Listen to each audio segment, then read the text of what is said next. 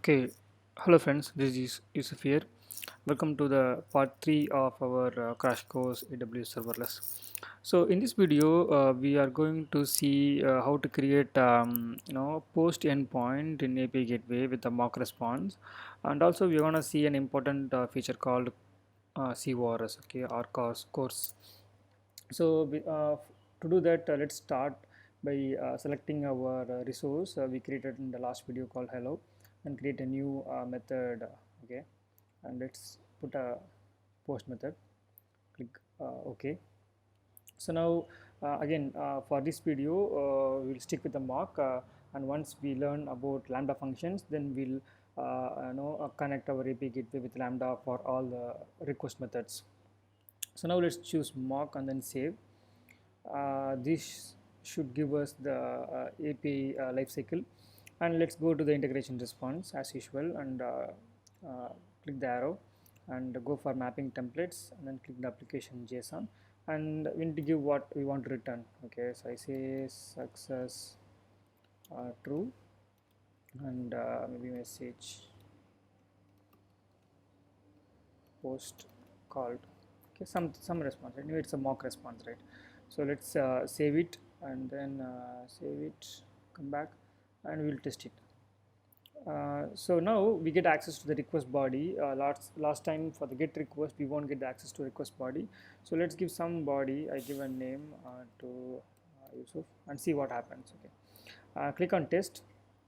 Now we see the response success true post called. Okay, and in the logs you can see that the body what we gave is being passed, right? And it also says that it's a method request body, and it's a method response body. So that's what in from coming from our mock. Okay, if you are using mock, then we cannot retrieve this request body and then do some operations.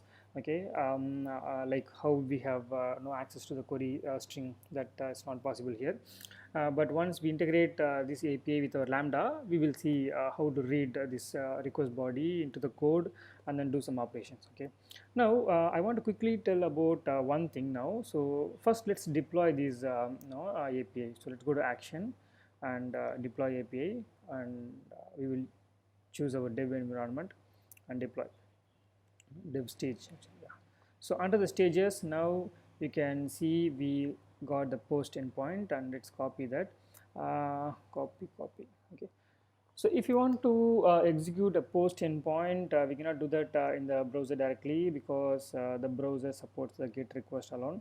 So let's open Postman, which is a free tool you can use to make any kind of HTTP request. Okay, so we're gonna make a post request with that endpoint, and we are not passing any kind of data, because anyway that is not being used in our mock API. So let's click send, and within a second we should see the response success to message post called.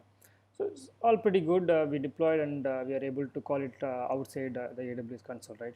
But one thing we should still need to think about that. Okay, that's called CORS. So to demonstrate that, what I'm going to do, I'm going to execute the same post method from the browser. Okay, now you can think how we can execute from browser. Okay, when I say browser, via JavaScript. Okay, so let me go to the code here from Java Postman, where we can get the equivalent code from a lot of languages. Okay, I want to take JavaScript fetch. So fetch is actually a method which is there inside the browser, using which we can make post request. Okay, let me copy the whole thing. uh, Now I need to make a post request, right? For that we can use some kind of online editor. Let's go to CodePen. So CodePen is one of the online editor where you can write HTML, CSS, and JavaScript. Okay, start coding. Give it a second. Okay, so it's kind of an online playground where you can write and see the result. But we are gonna stick with. We don't want HTML, CSS for this testing. We want any JavaScript, and let me paste the code. And here let me change one setting, the behavior, where auto updating to off. So we'll get this run button, we can run it. Okay, cool. I don't want this window, and I'll press F12 so that we'll see the response here. Okay, in the console. Let's clear everything. Okay, The code is very simple. Basically, what we are doing, we are creating a header with a content type application slash JSON, and the body we okay. So basically, the body was taken from the Postman. Okay, if you see in the Postman, in the body, the request was already having some body. Okay, that's why it is there, but we don't want that. Anyway, we are not using it actually. So let's take the body out. Okay, so don't even want the body. Okay. So whatever, so we are just having a header, and then we are posting, we are creating an object with method as post, and we are using a fetch API, which is a browser based API. We are using our URL, and then we are passing the request option. So the request option is having the post method. Okay, so this will post the data into the server and then get the result. Okay, so let's quickly see when I run it what happens. So let's give it some time. Okay, so here you can see the XHR finished loading post, but we don't get the desired result. Okay, so it says that access to fetch at this amazon.com/dev/hello from origin https codepen.io has been blocked. Okay, because of the reason access control allow origin header is not present. So in general, the cause is nothing but we are trying to execute, or we are trying to call an API from a different domain from this particular codepen.io, right? So if the domain is changed, okay, in case of post request, then the browser will first try to send one options HTTP request to the server. Okay, what do you mean by options is like how we have HTTP get and post. So if you go to Postman, here you can see we have something called options. Okay, options is one of the HTTP method that will be used by the browser to check the server whether this is allowed or not. Okay, so it will say that see, you are going to receive a post request from this domain, are you okay with that? Okay, is it safe to send? So first it will try to check with that particular options request, and for that the browser will expect the server to send back some response. Okay, the response should contain the header called access allow origin to something. Okay, it should allow the access for the particular method. It should allow the access for the particular origin or in a general origin. Okay, so let's see this in action now. Let's go to the API gateway. Now in the resources section, basically our API, click the post endpoint and click actions, and then say enable CORS. Okay, so we can do that in a single click. So it says that it is going to enable CORS for these two methods, post and get, and it's going to allow the method this one and allow the origin to start. Okay, so if at all you want to have a restricted access to only a particular domains, you can give that here, or if you want to make it public, then you can put a star. So click enable CORS and replace the headers.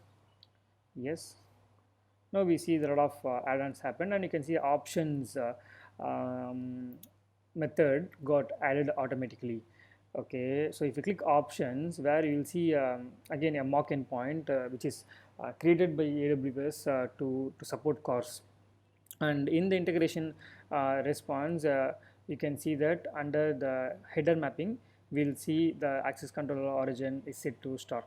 So now what will happen, first we'll deploy it again because we changed something, right? So deploy the API, go to dev, deploy. So now it is deployed already, right?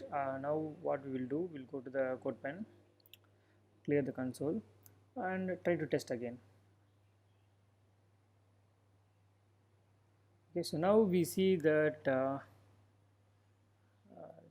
okay, it may take some time. Okay, let's give a refresh and try again.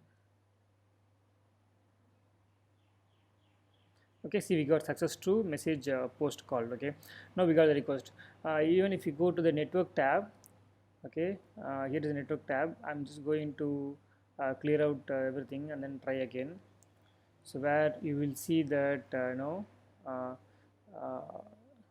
okay, so here if it is successfully called, it may not show the options payload. Okay, but anyway, so this would have initially called the options, and then it received the result, then it will call the post API. Okay, so that's the thing which I wanted to cover in this video. Now we came to know how to create the post endpoint in API gateway and how to enable CORS.